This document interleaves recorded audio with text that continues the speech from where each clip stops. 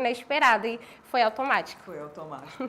E agora falando de bons momentos, claro que você tem 9 anos, vai fazer aí, né, 10 anos no Item, tá às vésperas praticamente de fazer um momento mais especial ou algum dos mais especiais para você na arena, mais emocionante, assim. Gente, é muito difícil escolher, porque são muitos anos de festival e são muitos momentos assim que marcaram muito. Mas ai, não consigo escolher, gente, são muitos, mas teve um momento quando o Arlindo, é porque eu acompanhei, né, os últimos momentos do Arlindo no Boi, mas quando ele estava ali no último ano dele que ele participou, inclusive, né, ele fez uma participação e ele cantou Vale do Javari ao vivo. E naquele momento ele não estava bem, ele estava com muita dor. E eu lembro, assim, um dos momentos mais lindos e emocionantes que a gente se acabava de chorar lá atrás, literalmente, Sério? porque foi lindo. E ele entregou muito nessa noite, muito, muito. E ele, tipo assim, não tinha condições de cantar, de estar ali, mas ele falou, eu vou cantar, eu vou fazer isso. E foi muito emocionante, muito marcante. Isso eu nunca vou esquecer. 2019, né, que ele estava ali. Acho que ele participou em 2018 também, mas 2019 foi aquele adeus dele para a galera azulada. Eu lembro sim. que a Valentina Cid também fala muito desse momento, porque ela estava dentro de uma alegoria. Ela, meu Deus, eu comecei a ouvir o Arlindo e comecei a chorar também. É muito emocionante, né? Muito emocionante. Ele marcou muito toda uma geração no Boi e a gente viu muito a luta dele. Eu era muito envolvida e era muito fã também, então aquele momento marcou muito, foi muito emocionante. Marcela, muita gente acha, né, que você, até pela tua raiz no Festribal, lá em Juruti, muita gente acha que você é de fato de Juruti, mas você é de Manaus, né, e depois foi criada lá.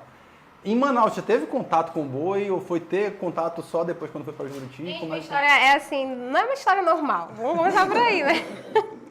Nada normal na vida dessa menina. O que aconteceu foi mais ou menos assim, eu nasci em Manaus, né, meu pai, minha mãe, tudo mais, nasci em Manaus. Depois de um ano nascida em Manaus, a minha mãe veio a falecer. E aí a minha avó me levou para Juruti e eu fui criada pelos meus avós maternos, que foi lá em Juruti que eu conheci o Festribal, entendeu? Só que mesmo dançando no Festribal, na época do ensino médio, eu tinha, não lembro exatamente quantos anos eu tinha, mas eu vim fazer o ensino médio para Manaus já. E aí eu não saí mais. Literalmente, voltei para Manaus. Eu digo que eu nasci em Manaus, eu tenho na certidão, eu nasci em Manaus, só que quando minha avó levou para Juruti, ela fez outra certidão e ela me colocou como filha dela. Eu tenho 2 certidões de nascimento. Uma nascida em Manaus pelos meus pais, mas outra em Juruti, que minha avó chegou lá, eu quero registrar ela também como minha filha. E os meus documentos são tirados todos pela minha certidão de Juruti. Mas eu nasci em Manaus, eu também tenho certidão de Manaus. É uma loucura a minha história, mas eu voltei para Manaus, fui criada em Juruti, voltei para Manaus e foi onde eu comecei a crescer, a estudar, a fazer faculdade e tudo mais. Aí pro Bado Boi. E pro Bado Boi. Gente, nossa, tanto é que eu não imagino. Quando eu participava do Bado Boi, assim, como torcedora mesmo, Carnaboi, eu nunca vi assim, nossa, um item de boi, nunca me imaginava um item de boi. Eu imaginava aquelas dançarinas maravilhosas, sabe, que dançavam muito alegres, felizes, com aquela roupa bem curtinha. Aí eu falava, nossa, eu queria tanto dançar ali em cima. Elas ficavam assim numa plataforma bem alta, e eu falava, eu queria tanto dançar ali, queria tanto ser uma delas. Era isso que eu imaginava, porque na minha cabeça era algo muito distante ser o item do boi em si, né? Eu achava muito distante. Então eu não tinha sonhos, assim, às vezes eu acreditava que eu sonhava de acordo com a minha realidade. Acho que era isso. É isso. E ainda nesse resgate da sua história, quando foi que você entendeu que você era caprichoso? Desde pequenininha sempre foi ou não? Gente, era impossível não ser caprichoso, porque a minha tia é sócia fundadora do Boi. Minha prima foi item, assim, na época que o item não era nem porta-estandarte, era porta-bandeira. E aí minha tia ia visitar a gente em Juruti e automaticamente nós iríamos visitar a minha tia em Parintins e já tinha todo aquele contato, assim, era impossível. Na casa da minha familiar, né? Nossa, na casa da minha tia em Parintins ninguém entra de laranjado, de rosa, de vermelho, de nada. entendeu? Então, era impossível não ser caprichoso, quase literalmente. Uma Socorrinha Carvalho, Exatamente. Então, foi a minha base, eu digo que foi a minha base, por conta da minha família mesmo, literalmente. Nem aqui em Manaus não evitava qualquer coisa de... Chegou aí alguma vez para um curral? Nunca me senti Nem atraída, assim, não. Só pra vocês terem uma ideia, nem quando criança, nem adolescente, eu nunca eu nunca entrei no curral, do contrário. Não é uma cor que me atrai, uma galera assim que me atrai muito. Então, eu digo que a minha sina literalmente era pra ser caprichoso, não existia outra opção. Não tá na tua paleta de alma. Não tá na minha paleta de cores também.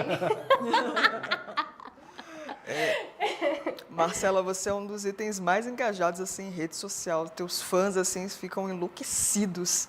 E eu queria saber como é que é a sua troca com eles desde o início até hoje. Eles te sugerem alguma coisa? Marcela, de repente dá alguma sugestão que você pensa um pouquinho em trabalho e pode levar para a arena? Como é que é a troca de vocês? Nossa, inclusive, um beijo para todos os meus fãs. Eu tenho um grupo no WhatsApp, mas assim, para você entrar lá, a gente tem que ver exatamente, tem que ter certeza que você é caprichoso, primeiramente, né? Porque logo que eu entrei no Boi, a gente tinha um fã-clube e era muita gente. E às vezes tinham pessoas lá infiltradas, né? Então, hoje já é algo mais que a gente consegue ter mais controle.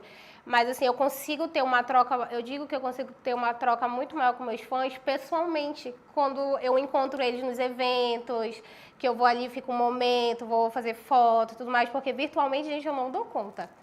Eu não dou conta de responder todo mundo.